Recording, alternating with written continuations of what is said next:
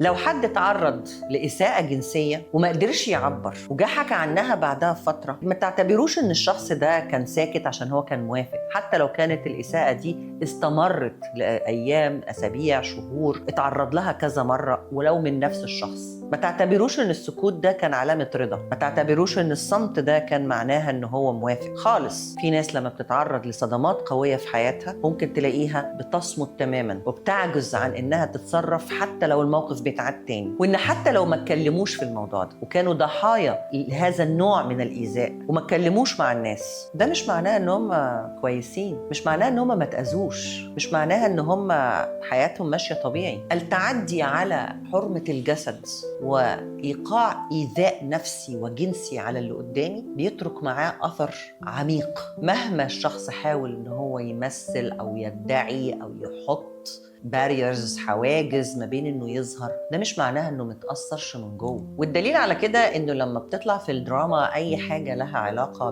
بالإساءة الجنسية او لها علاقة بتعدي خصوصية اللي قدامي، عياداتنا النفسية بنلاقي ان العيانين ابتدوا يظهروا كأنهم افتكروا، كأنهم حسوا، كأن في ذكرى كانوا دفنينها زمان وابتدت تأثر فيهم دلوقتي. بعضهم بيجي مش فاكر الحادثة نفسها، لكن أعراضه الجسمانية كلها بتقول إن في قلق وتوتر شديد، في عصبية، في بوادر اكتئاب، رغم إنه مفيش أي سبب.